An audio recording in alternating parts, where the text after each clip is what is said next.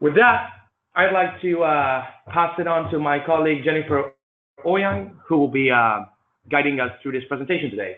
All right, wonderful. Thank you, Michele, so much, and thank you everyone for joining us today.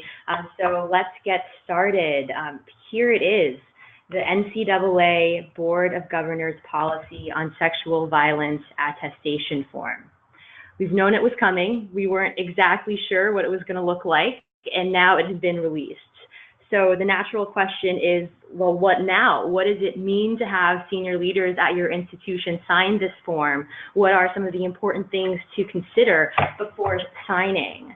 And this is a really exciting moment with all that has transpired and come to light over the last several months with the Me Too movement and the activism calling for more transparency and accountability, to do more, to do better in creating healthy, safe, and supportive environments in higher ed and in the workplace. This is the first time the NCAA has created an accountability mechanism to meet minimum expectations that the NCAA has been developing and sharing with its constituent body for the last 3 years. So this is exciting. And it's also a little nerve-wracking, as this is now our first go-around with the attestation form, and so there's bound to be some uncertainty and some anxiety. And if you feel this way, know that you are not alone.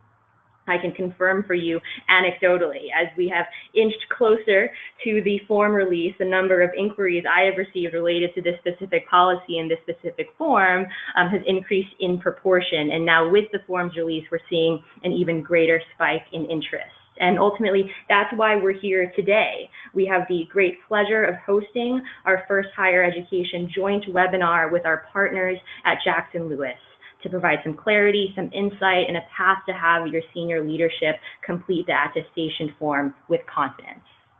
So with that, let's get to introductions.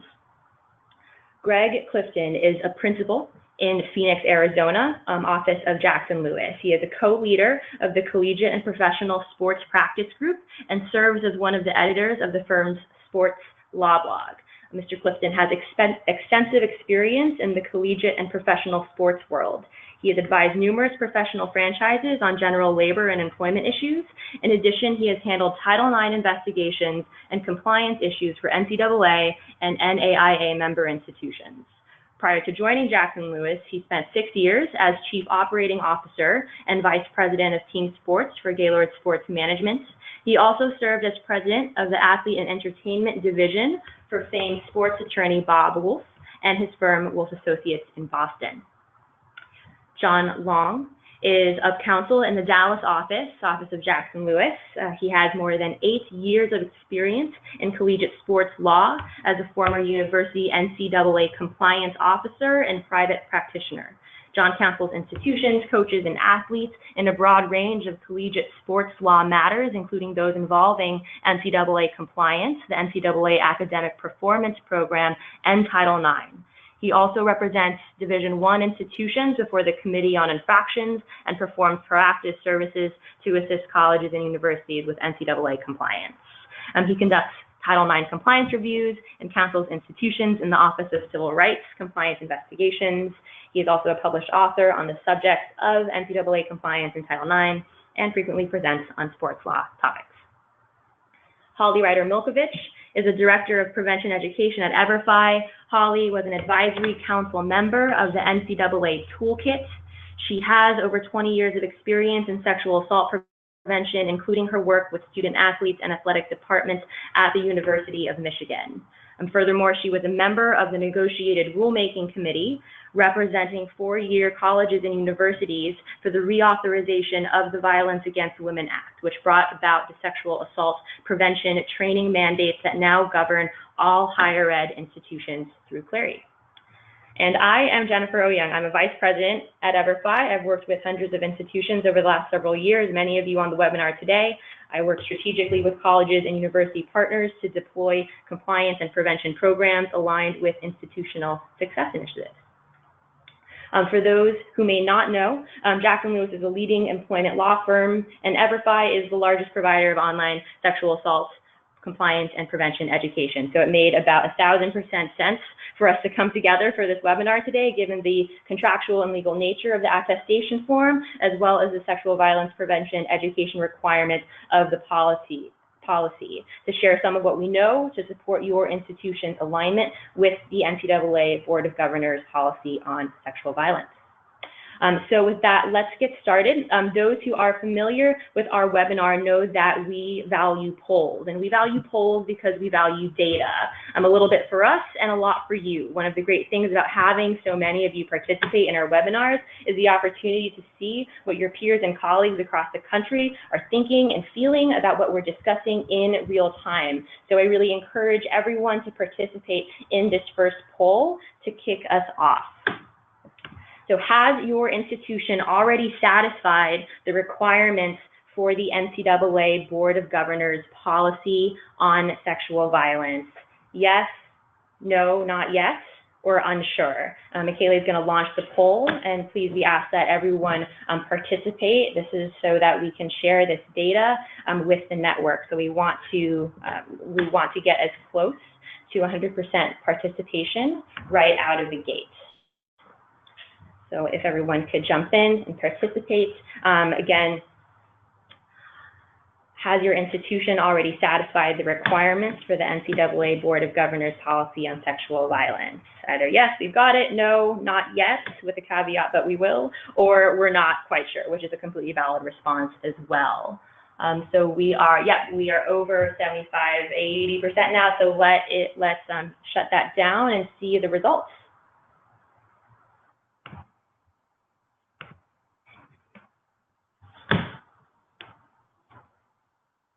Right. Oh, great. The results are coming up here. Okay. So a little shy of 50% say, yes, we are covered. And that leaves about the other 50% saying, no, we know we're not there yet, or we're not quite sure. So the good news is whether you're feeling good or not sure, these data show that you're not alone. And no matter how you answered this initial poll, there's certainly going to be tremendous value in what we've prepared to discuss today, which brings us to our agenda. So first, Greg and John will help us understand the legal insights relating to NCAA that we all want to be aware of. Holly will speak to the educational component, sharing some of our national data insights and their implications, and I'll rejoin at the end to share how we can support you should there be a need. And with that, I will pass things to Greg and John. Well, thank you very much, Jennifer. I appreciate it. I know I can speak for John in thanking everyone for attending. John and I spend almost 100% of our practice giving advice and counsel, and obviously this is one area that when EVERFI spoke with us, we didn't want to miss out on the opportunity to have a chance to speak to all of you and hopefully provide some educational background. As you've all seen here in the last several months, or certainly the last several years, the NCAA and the legal issues that are continuing to arise, whether they be compliance issues, the sexual violence issues, or even other issues relating to some issues, unfortunately, right now arising from the Southern District of New York with criminal allegations. There's been an amazing amount of legal issues that have arisen when it comes to colleges and universities and their athletic programs. And as we move forward here and we go to our next slide, we're going to start to introduce you a little bit to some of the issues that we are seeing and as a background, essentially, for some of the sexual violence. John and I will be rotating back and forth here a little bit as we discuss these few introductory slides to just give everyone a background as to why this has become such an important issue, not only for the NCAA, but also for all of the attendees of this webinar. It really is something that needs to be paramount on a daily basis for all colleges and universities. Just a couple of bullet points here on this particular slide, which I think it's pretty amazing when you see them. You know, the fact that 1 in 5 women who attend college or say they are sexually assaulted while they are in college. Now, 1 in 4 undergraduate women report unwanted sexual contact during college. And that less than 5% of the rapes and attempted rapes of college students are reported to campus authorities. And finally, that 89% of college campuses disclosed 0 reported incidents of rape in 2015. So you can see if you analyze those 4 bullets, you can certainly, there's a miscommunication factor that's going on, which I think has led to the NCAA to really step up here and try and legislate as much as they can to force institutions to address these issues, to not bury these issues and not overlook them, and to make sure women who are being potentially victimized under this fear of reporting, I'll call it, because they're not going to get any activity or any response to the reporting of the incident. The NCAA is trying to step up and do their role as much as possible to try and eliminate that concern. As we go to the next slide, John will take the next slide. Yeah, thanks, Greg. This is John Long here, and I think that those statistics from the Center for Disease Control and Prevention are very alarming, as Greg pointed out. And then specifically in the context of athletics, as we move on to some of our statistics here involving football, we really see an unfortunate picture being presented across campuses where athletics specifically and uniquely raises some vulnerability for institutions. From my experience and from Greg's experience talking to institutions, one of the largest pitfalls or problems that we'll come across is athletics administrators, personnel, and people who are involved with the athletics department deferring these issues to the Title IX office and saying this is really not our ball game. But as we look at this slide and this graph here, when we look specifically in the context of just the sponsorship of Division I football, and we look and we see that the rate of sexual assault increases among 28% on campuses where football is sponsored. It's very easy and quick. You can quickly realize that this is a unique athletics issue. Continuing on that, going to the next slide, continuing on the effect of football specifically on campuses. When you look at the rate of reports of rape spiking by 41%, correlating with home football games, when you look at how that plays out as far as the increased number of rapes per year across our participating FBS football programs in Division I, and we take into account that there are larger spikes after upset wins, I think that what we can glean from that is that football itself happens in the fall time of the semester when individual students are fresh on campus, probably have not had as much experience with social situations, experimentation with alcohol, drugs, large party situations, and of course peer pressure that coincides with being on campus. It really demonstrates that not only the fall time is a vulnerability that campuses should focus on, but especially those that have large events, social events, including football games. So I'll let Greg pick up from here on our next slide, where we get into some sociological studies that further illustrate this issue that we have on campus. Yeah, the next slide, thank you, John. It's really interesting because there's been a number of studies that have been performed by psychologists and other individuals, and we've recognized those individuals at the end of each one of these bullet points here. But once again, as John tried to stress during the last slide, there is this correlation between some of these incidents that seem to be taking place, as well as the introduction of alcohol and drugs and things like that, especially during the fall semester when football seems to be a key ingredient for drawing people together. These 4 bullet points, and I'll go through them rather quickly, of the 46% of participants who engaged in sexually coercive behaviors on campus, over half of those were intercollegiate or recreational athletes. And again, I'm a former athlete, as is John. I don't want to draw conclusions from that, but it is an amazing statistical data that's been gathered to think that almost half of the individuals are intercollegiate or recreational athletes. The second bullet point, on average, college athletes are more likely to identify with hypermasculinity. One of the other reports that have been issued in numerous circumstances is this hypermasculinity aspect of things, especially in what I'll call this group mentality. When you combine the hypermasculinity with the group mentality, with the introduction of underage drinking, perhaps drug use, again, it's just another factor that tends to come into play. Student athletes are more likely to misunderstand consent. And that's an issue that John and I have been dealing with literally from Maine to California, from Seattle to Miami, as we go around the country and perform these trainings. One of the things that we see more and more is this concept of consent. Now, we've seen certain states try and identify and define what the word consent means. Yes means yes, no means no. We've heard all of those things. But the one common denominator that we see in more and more Title IX type cases and criminal allegations of sexual assault is this misunderstanding of what consent is, number one. And number two, the ability of a person to give consent, that if they are drunk, if they're not capable of speaking, someone thinking that there was consent given is not sufficient and adequate as a basis for actual consent. So this is a huge issue for all of us on the webinar today that we deal with on a daily basis.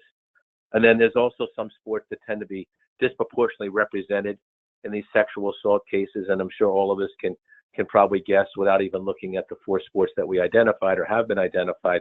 They all tend to be more of the hypermasculinity sports, the football, the basketball, the hockey, and the wrestling, sports that are more physical in nature, more violent in nature in terms of collisions and all the issues that we might want to talk about. So those are 4 interesting bullet points, again, as we go on to our next slide, that I think start to lay the groundwork for some of the reasons why the NCAA has changed their expectations. And I'll let John continue. Yeah, so with the statistics and the information that's alarming that we've shared at this point, it's easy to see why the NCAA Board of Governors in 2014 issued the resolution that they did, clarifying their expectations for athletic departments regarding sexual violence. Obviously, the point of the training in this webinar that we are participating in today illustrates that emphasis has only grown since then. But the points of emphasis that the NCAA Board of Governors have identified in relation to sexual violence prevention runs pretty parallel to the NCAA toolkit, which Holly is extremely familiar with and what we'll talk about later. But we see 4 main areas of focus within that resolution. The first being that athletics should not investigate or adjudicate incidents. This is unfortunately a prevalent issue. It's also an issue that demands a lot of media attention whenever we have these problems that leak out on campuses. But certainly we believe that there is an athletics cultural element that is working against us here in terms of best practices for investigation and adjudication of incidents that involve athletics.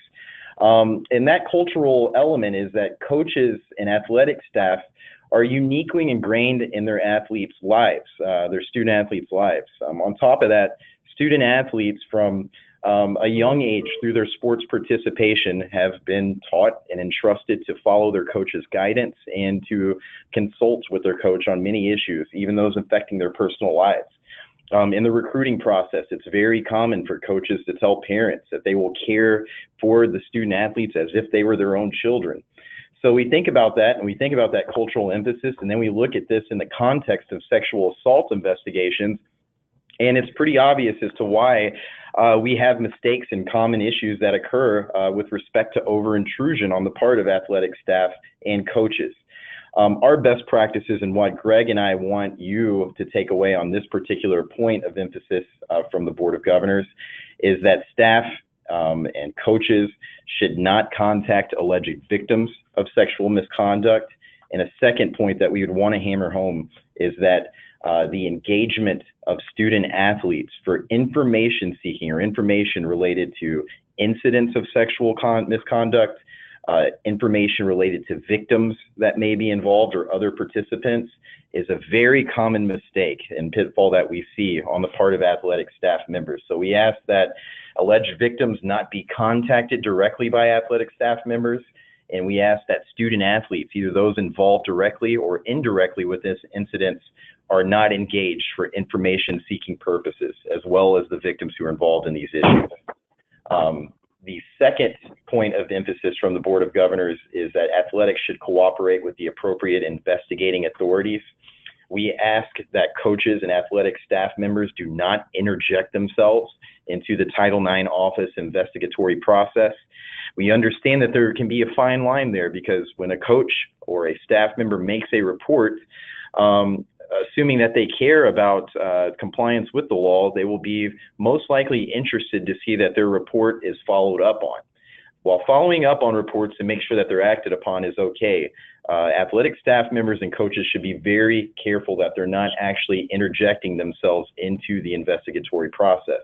A second point to take away there is although there is a cultural element, again, within athletics staff and athletics coaches to work through the organizational chart, the organizational chain to follow rank, which means that assistant coaches typically run everything by their head coaches, and head coaches will run things by their athletic directors. But in this particular aspect, when it comes to sexual assault, that common practice, that standard operating procedure should and must be broken. And what we mean by that is that student athletes, and victims of sexual assault, or those who have information, are very oftentimes close to assistant coaches or staff who they interact with more often than their head coach from time to time. As a result, that staff, those assistant coaches, are likely going to get information related to these incidents. So for those assistant coaches, those staff members, it's critically important for them, obviously, not to form their own judgments, but also not to bounce information that they receive, which could constitute a violation to other athletic staff personnel, whether it's their boss, their head coach, or whether it's someone else in the athletics chain. Title IX and institutional best practices would call for that full-time employee, that assistant coach, that staff member, as a responsible employee, to take the information that they receive and directly send it to the Title IX office so that an investigation can begin.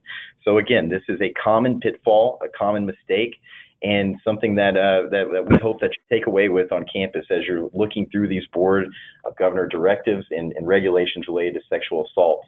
Finally, the last two bullet points are a little bit more on the obvious side. Athletics should comply with federal and state regulations, right?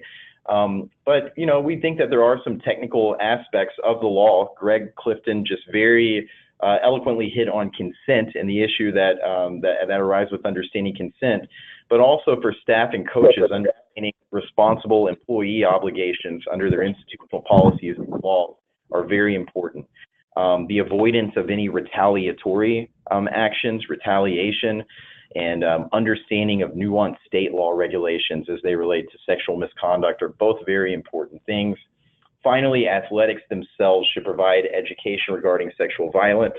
That should seem more obvious after we went through the statistics that we went through earlier, but we think that uniquely student athletes and athletics have some powers and some responsibilities to go above and beyond in their education regarding this issue. So that means that educational programs, the SAC, Student Athlete Advisory Committee, statistical training over some of the things that we went through are all important functions that should take place on campus.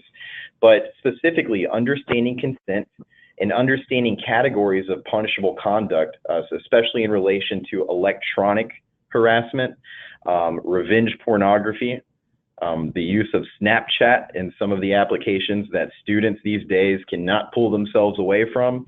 We are seeing that those are becoming an emerging area of violations, and that the proportion of those types of violations are only increasing further. So thank you for your time on that. Obviously, this issue culminated in the August 2017 Board of Governors action, which is why we are here today. And with that, I'll let Greg take it back over. Thank you. As you can tell from listening to John, this area of the law, or the legal aspects relating to the sexual violence educational policy mandate from the NCAA, you can really see the complications that are arising. And as new electronic mediums and new methodologies for either intimidating people through sexual harassment or through sexual assault, we can actually see the complications and the issues that really necessitated the NCAA to act. Obviously, the federal government, with the Secretary of Education developing new announced policies and potentially modifying some of the requirements for Title IX, we're sort of laying in wait on that in terms of specifically what she's going to propose. But in the meantime, we have a number of issues that have to be dealt with, not only the Title IX issue from the federal government's perspective, but also now from the NCAA. So if you look at the next slide, you can see we just wanted to share with you a little bit about the timeline, how this was created and how it's moved very, very quickly, and how all the universities that we give guidance and advice to have had to respond to this. As John touched on a moment ago, you know, the policy initially came into effect regarding this sexual violence training. This came into effect last August. So again, here we are only about 8 months later, and we're moving forward. We're having a number of schools which have either implemented or about to implement very quickly this training program, with the guide of the goal again is to perform an educational process, to let some of these students know and understand some of the things that frankly we as adults might understand better and have a better opportunity to convey it to them. And this mandatory training program is the process that obviously the government wants us to use. So as we moved along, you know, from August where it was introduced, you can see a couple of dates that have moved very quickly here into 2018. You know, on March 1st, we have the annual attestation form, which was introduced, which we're going to be discussing in another moment or two. Again, that was the NCAA's methodology, I think, of reminding everyone of their requirement to perform these mandated trainings. And this was the policy that was introduced, rather the form that was introduced to ensure compliance with the policy. And then as we go forward, we have a sign-off deadline of May 15th, and that's a crucial date for everyone on this call, because again, by that date, that form is mandated to be submitted with the proper sign-off requirements. And again, we're going to touch on that in a couple moments. But again, we wanted to perform this webinar to give everyone enough time. As the poll showed in the beginning, there's still about half of the people on this webinar today who aren't sure or have not completed their mandated requirements. So again, we still have roughly 2 months to go before the sign-off attestation must be submitted. But again, that'll be here pretty quickly. And then, of course, once we get to August, the Board of Governors, who is the group that initiated this training requirement, will now be issuing a report, basically publicizing it and issuing their report describing all the people who have complied with this mandate. So again, a quick timeline just again shows from the NCAA's point of view the importance of this training responsibility, how quickly, once they introduced it, as John talked about from the issues that had started to arise back in 2014, once they introduced the policy, they want to make sure this policy is followed very quickly and that the trainings are completed in a timely fashion. We can go on to the next slide.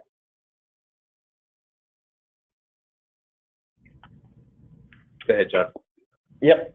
So this culminates, again, we hit on this a little while ago in the NCAA policy, some overarching principles.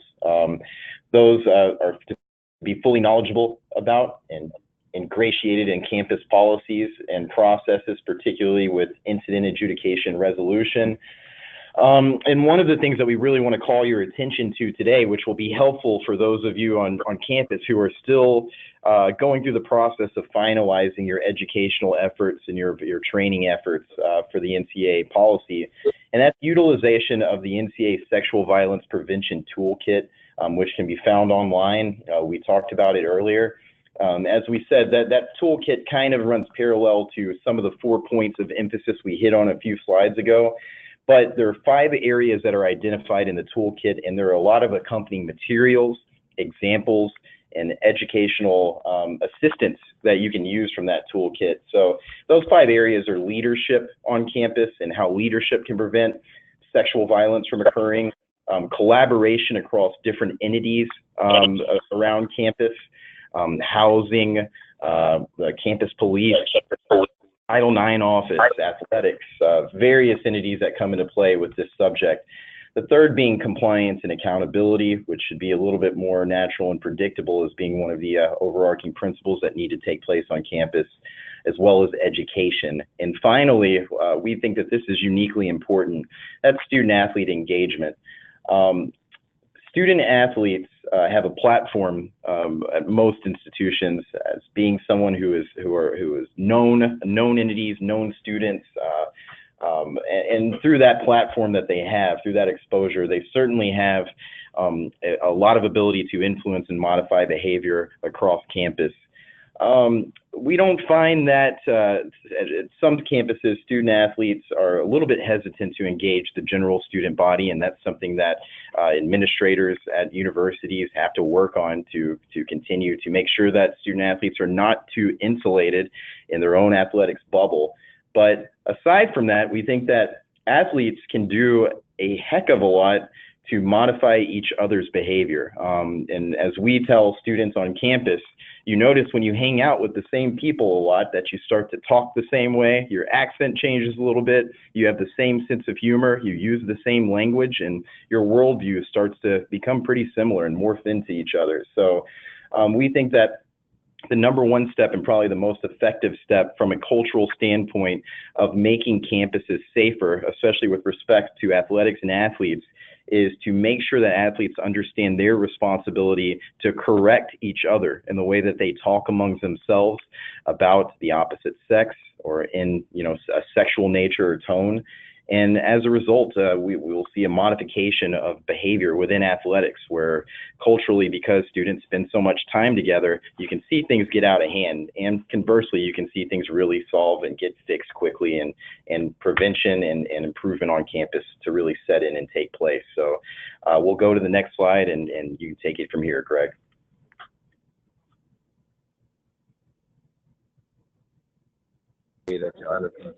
That John and I have been touching on for a while is this attestation, which is now, as I mentioned a few moments ago, a requirement that must be submitted to the NCAA Board of Governors by May 15th.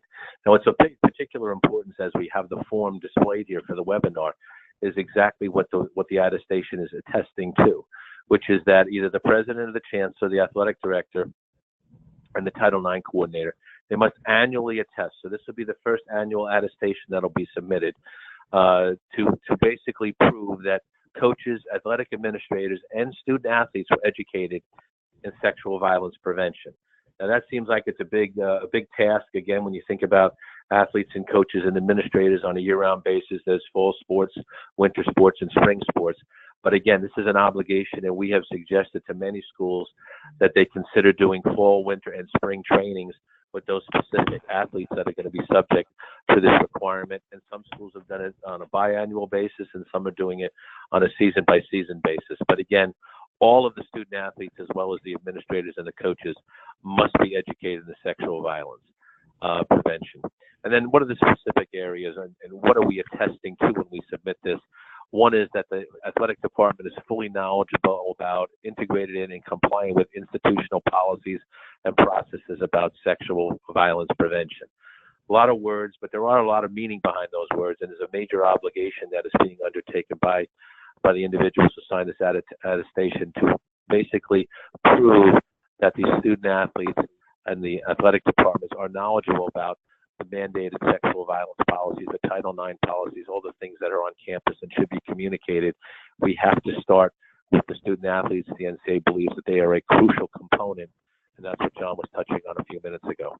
In the couple minutes we have left, obviously we have the attestation. You'll get a copy of it. You can see it's kind of self-evident, the remaining specific requirements in the attestation, but they are very important.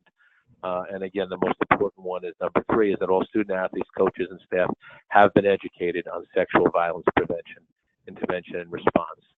And that's a crucial component to this attestation. And again, I know all schools are taking this very seriously based upon the phone calls that we've gotten and based on the phone calls that EVERFI have gotten. So we have a couple of slides left to go, and I'll let John touch on one, and then I'll wrap up with the last one in a couple of minutes we have left in our section of the webinar. Yeah, so going to the next slide, just very quickly, 10 seconds.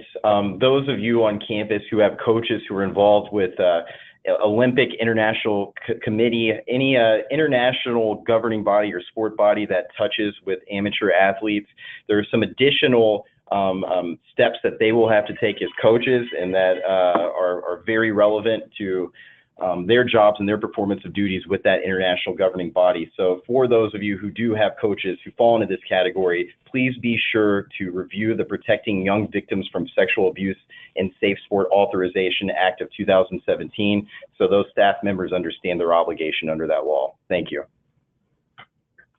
And the final slide, if we can just turn to, which is a little different and a little unique than the focus, but John and I have dealt with this so frequently over the last 6 months that we just wanted to mention it. We thought we would be remiss as part of a webinar. I really, how do I say it, behind the scenes, really not highly discussed bylaw that the NCAA has, which I think is going to be emerging. We've seen it emerge here in 2017 with about 13 different cases. It's called bylaw 11.1.1.1, a lot of ones there. But basically what it is, it's called head coach responsibility. And again, in the remaining 30 or 45 seconds that I have here, I just want to make sure all of you are aware of it, because it is a crucial component that we're going to see, I think, a lot more of allegations here in 2018. And basically what it says, it's a presumption. So it is rebuttable, and there has been some NCAA legislation revisions in the literally last month. But basically what it says is that head coach is presumptively responsible for the actions of his staff members who report directly or indirectly to him. So again, as we've seen some of these criminal allegations and other allegations around the country regarding NCAA violations, NCAA head coaches in any of the sports at the Division I level can no longer, as we say, point the fingers at someone else and say, I wasn't aware, I didn't know, it wasn't my responsibility. The NCAA has had this bylaw now for a few years, but they are really dusting it off, and we think it's going to be a major, major player here in 2018 as a level of for compliance mandates, most importantly, holding these head coaches responsible. And I'll end it with one other thought, that again, it's a presumption.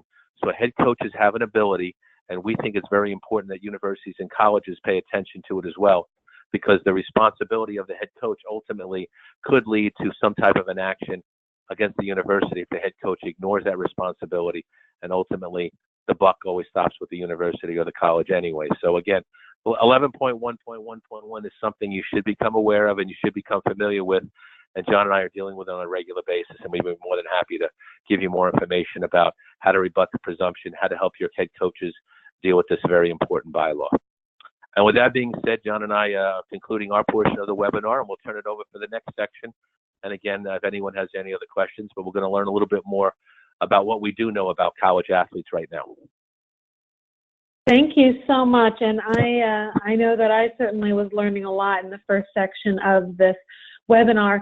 And I now want to share with you some of the things that we've learned about college athletes in the time since we've launched our NC2A course. For me, one of the really exciting components about being involved in that NC2A course development process is knowing that we would be able to deliver to campuses generally and also really provide insights to our larger community of athletic directors, coaches, Title IX coordinators, and others, some insights about what we know as it relates to student-athlete experiences, and also what we know about how student-athletes might best be engaged, as John so beautifully spoke to, in sexual violence prevention on their campus as leaders. If we could go to the next slide. Great, so we're going to start here looking first at the bottom here. The question we asked was, if you have witnessed or experienced harmful language or bullying around each of these specific areas. Now we have some good news, which is that over half, 60% of our athletes across Division 1, 2, and 3 schools have said no, they have not experienced or witnessed harmful language or bullying around these issues. But unfortunately, we know that we have some more work to do here. Of those 40% who did experience harms, 25% of them said, I experienced bullying and harmful language around body size or image. Race and ethnicity follows shortly after that, along with sex, gender, and gender identity. And so you can see these various insights. What this tells us from a prevention perspective is that we need to be focusing on the climate issues within our athletic departments, knowing when it is that students are experiencing that kind of harmful language and bullying, and putting significant efforts in place to address these issues. One of the real strengths, I think, of the NC2A toolkit is that it recognizes that bullying or harassing language or discrimination around race and ethnicity, around sexual orientation, around ability are related to climate issues that also focus on sexual and intimate partner violence prevention. And so addressing these issues cohesively is going to be an important part of any campus's successful sexual violence prevention effort. And if we could go to the next slide, please, Jennifer. Thank you so much. And unfortunately, what we also know is that athletes are not immune from much of the data that John and Greg shared earlier, that they are experiencing violence. And so when we're looking at this data, we see that 17.3% of our female athletes, 3.9% of our male athletes have experienced some form of unwanted sexual contact. And when we dive into that information further, what we see is that nearly 13% of our female athletes, nearly 3% of our male athletes are experiencing that violence before they arrive on your campus. Now, why is that important? That tells us, again, aligned with that NC2A toolkit, that we need to make sure that our efforts are trauma-informed as it's related to sexual violence prevention. Also, that those student athletes know the resources that are available not only in the athletic department, but in the broader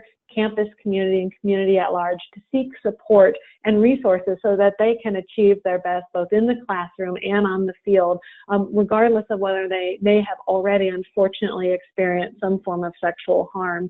And that we need to make sure that our prevention efforts are robust so that we can lower that rate for students who experience harm after they've arrived on our campuses and are in our care.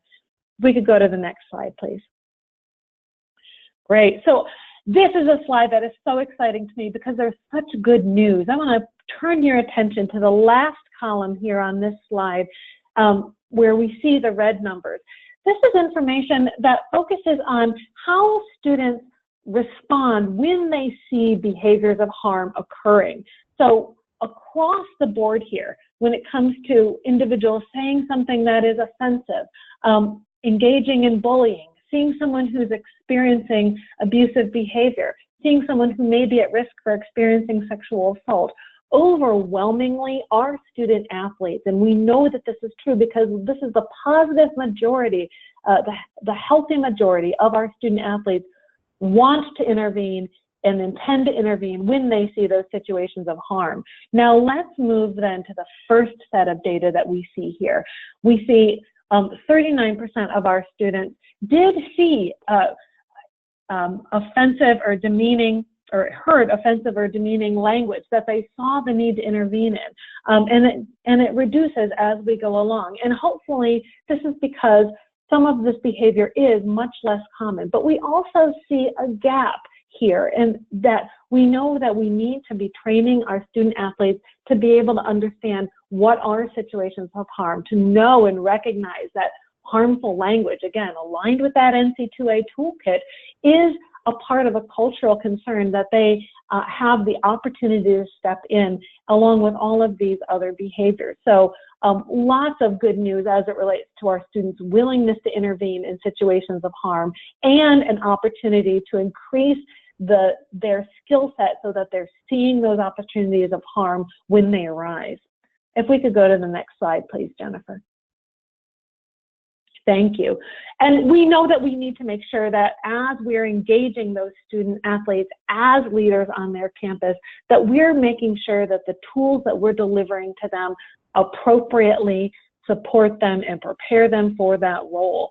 And this data shares with you what we've learned about student athletes and the likelihood that they're going to use a variety of different kinds of intervention mechanisms when they are engaging in that intervention behavior. So on the left-hand side under direct, what you'll see is that, again, reinforcing what we know about student athletes, which is that they care about their team, they care about their team members, they care about their athletic community, and they care about their wider campus community. So 83% of athletes would say that if they saw a situation of harm, they would ask if a person needs help. So we want to harness that propensity to desire to help that we see overwhelmingly in our student athletes and make sure that they're able to use that in ways that are effective in intervening in these situations. And we see 70% are interested in separating people when they see that there's a problem. And then now let's look underneath this category of delegate. And this is also where we see significant athlete strengths. So as John and Greg talked about, that student athletes have been, for a long time conditioned to really work as a team. And so it makes total sense that they would be most interested in also finding the friends who are with an involved person, so gathering others in to help them intervene in situations of harm, certainly stepping in groups, but also we see in student athletes a higher level of likelihood of telling an authority. Again, speaking to what John and Greg were talking about earlier, that they've been conditioned over a long period of time to seek help, assistance, advice, recommendations from authority figures like those assistant coaches, those head coaches, their athletic administrators, those who are delivering life skills training within their athletic departments. And so it makes sense that they would also be interested in telling an authority. And then they're interested in finding out what happened with those students and following up and checking up on them. Why are all these things important? Because we want to make sure that we're focusing our training on the strengths of student athletes that they bring. Again, we know that we have a healthy majority of students who want to do the right thing, who are engaging in positive, proactive behavior or wish to do so. It's our job then to equip them with the skills so that they are able to enact that role. And if I can ask you to move to the next slide then, Jennifer. And so as I wrap up this section, this for me is one of the most powerful pieces of data that we're getting from our NC2A courses aggregately, and that any campus who has our NC2A course already implemented has the ability to have this kind of data for their student athletes in specific. So 60% of student athletes think sexual assault is a problem at their school. They're tuned into this as a specific issue, and almost half, 40%, see that they can play a role in preventing sexual assault at their school. This is a higher number than we see in the general student population. It isn't surprising, but it is exciting. And again, it speaks to that leadership role. But we are not doing our students a service if we ask them to play a leadership role without creating appropriate opportunities for them to embrace that role and providing the training and the support so that they can do so in a way that is consistent with their experience as a student athlete, that meets the scheduling demands that we know student athletes experience. And so we see that drop from 40% who see a role for themselves to 6% who are already involved or plan to be so. Our actions and our efforts can be focused on increasing that 6% so it's much closer to how students see themselves in playing a role in that 40%. And in order to be able to give our student athletes those skills, we know we need to put those appropriate trainings in place. Not only do we have a responsibility through the NC2A attestation, but we have a responsibility to our students. And I'm going to go ahead and turn the remainder of the webinar over to my colleague Jennifer Young, who has significant experience in supporting campuses and look in identifying the right solution to give those student athletes and coaches and athletic staff the skills that they need to be able to engage effectively in sexual violence prevention, not only in athletic communities, but across their entire campus. I'm so excited to turn it over to you, Jennifer. Great, fantastic. Thank you, Holly, so much for sharing those data insights. I'm actually going to be going into some additional impact data of our courses in just a little bit as well, like how our courses have impacted the student athletes, their beliefs, attitudes, and behaviors from taking our course. So super excited to get into that in just a little bit. Ultimately, that's what we're trying to do. Our goal is twofold. One, to encourage and provide ways and skill building opportunities for student athletes and athletic staff to feel like they are in fact playing a role in sexual assault prevention. And second, and this brings us back to bullet point 3 of the attestation form, to help make the process of training and tracking sexual assault prevention education completion of every student athlete and every athletic staff member every year easier amidst all of the other priorities your athletic office, Title IX office, and President's office are managing, because this is an annual commitment. So the sustainability and scalability of your strategy is an important consideration, and we understand that presents some challenges to our partners that I'll go through. As John and Greg mentioned, the NCAA asks institutions to use the NCAA toolkit as guidance to inform their training. The NCAA toolkit education checklist is quite thorough, and from our conversations with partners, we know that many want to ensure they are aligned with the components of the toolkit checklist for additional assurance when signing the attestation form. Tailored and targeted education is, we know, to be reflective of best practice. It's also reflected in the first line of the NCAA toolkit checklist that training be tailored to meet the needs of student athletes specifically. So how do we help student athletes see themselves in their learning experience? How do we provide coaches and athletic staff with educational experiences that are relevant to their own context working with student athletes? Another sizable challenge is scope and flexibility of deployment. regardless of size of an institution, going door to door, team to team, doing the same presentation 5, 10, 50 times for every last person who didn't show up to the first few presentations like they were supposed to is a challenge on resources. Also, the fluidity of athletic staff has presented a challenge as well. So reaching the entire athletic population, as that population can change throughout the year in a timely manner with efficiency, is something that's top of mind for a lot of the institutions we've been speaking with. And with tracking and reporting, how do we monitor who has received training and what they have received? There are many ways to do this. Some are manual than others, with time not really being a luxury we have here with the May 15th deadline. Having solid records of completion and what was delivered is key. And then next, ability to assess impact. So the NCAA toolkit asks institutions to assess changes in student-athlete behaviors and attitudes. So how do you know whether your training is having impact? Is it doing nothing? Is it doing good? Is it doing harm? Not knowing the answers to those questions is very much a challenge that can have reverberating impact well outside of this policy.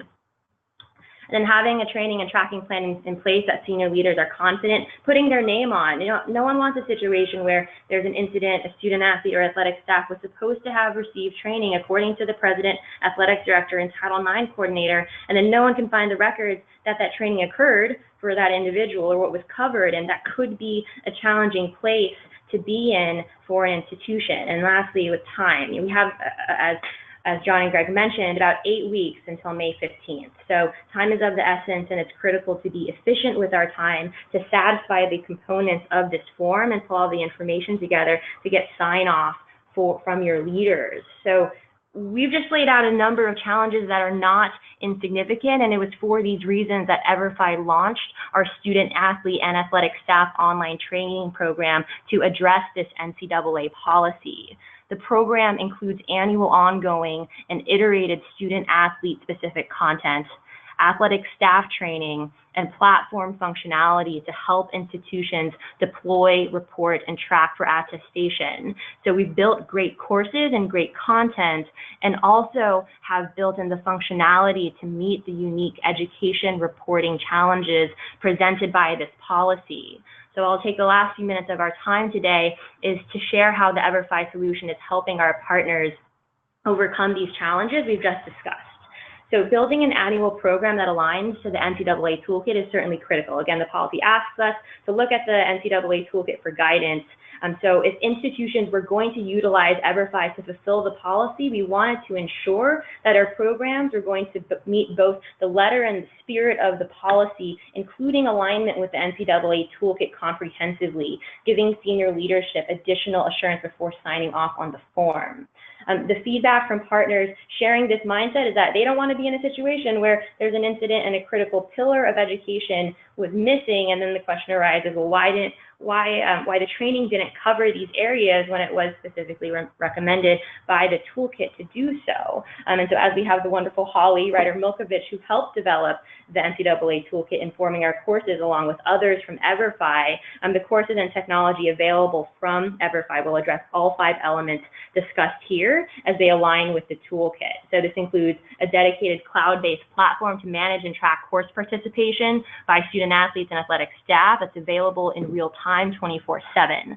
Our research-based educational content that's evidence-informed, built by EVERFI, the expert team that powers the Title IX and Clarity training program for hundreds of campuses across the country.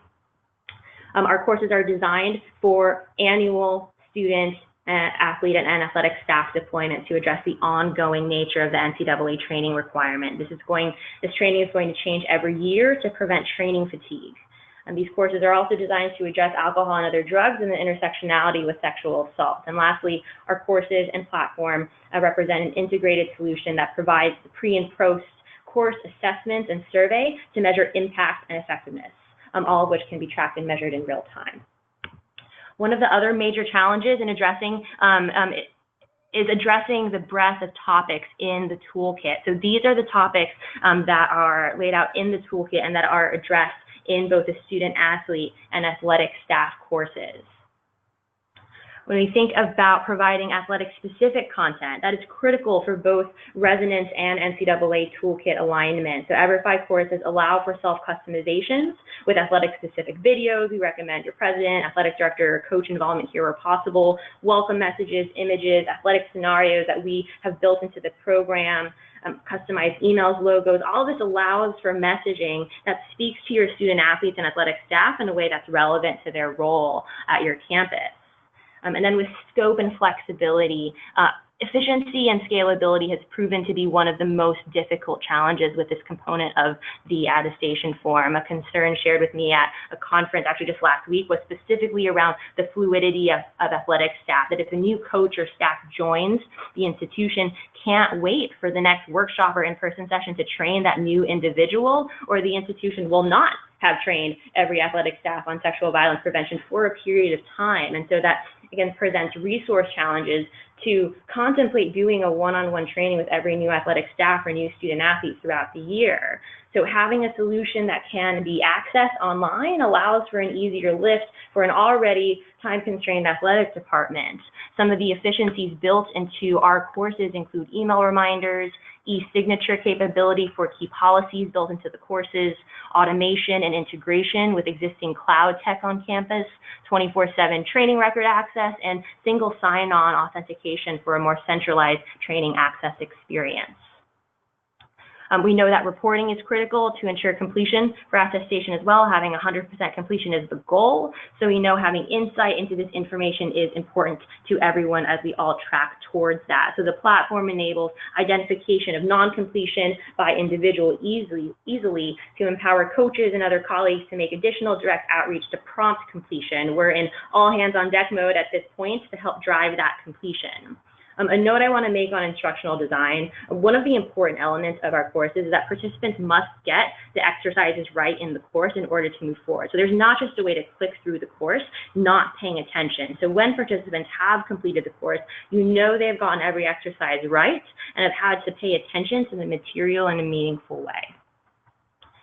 As we think about evaluating and reporting on the impact, that we know that that should be an important component to any training initiative. The toolkit asks for content to be assessed for impact, and the surveys are part of our DNA here at EVERFI. And knowing we just have a couple of minutes left, I do want to share some of the insights from our athletic-specific courses from those who have already deployed. So what we see here is data that reflects first years, sophomores, juniors, seniors from D1 to D3 schools. So the great news here is that we see increases in both athletes themselves wanting to intervene, and equally important, significant increases in their perceptions that their peers would do the same. And this is important because it increases positive cultural environment around bystander intervention.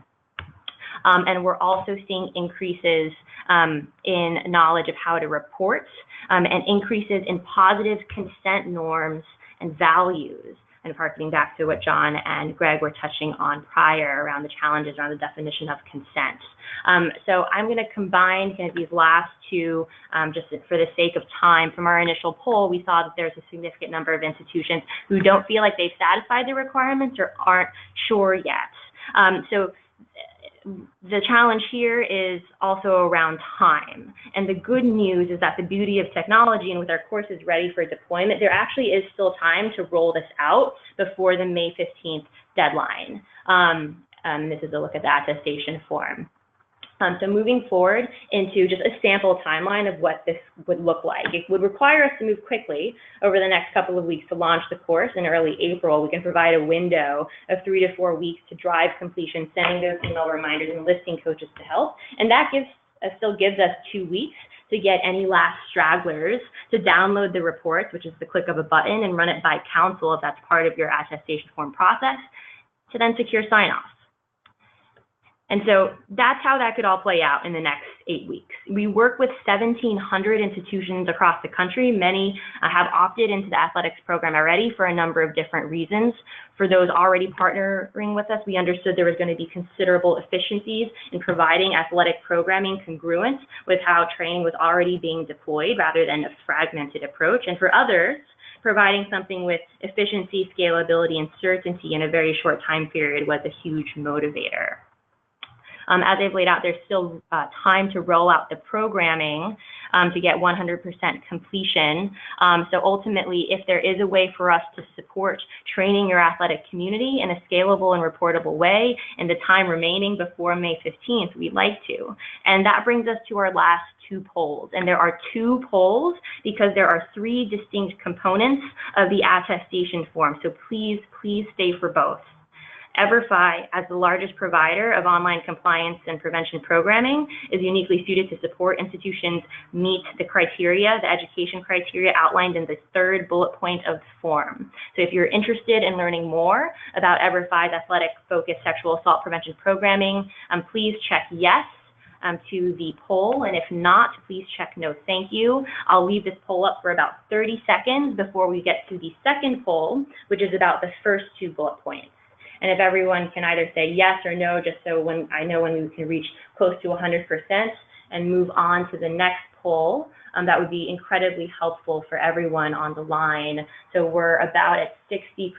If everyone can, we see a few more coming in, and I think we are at close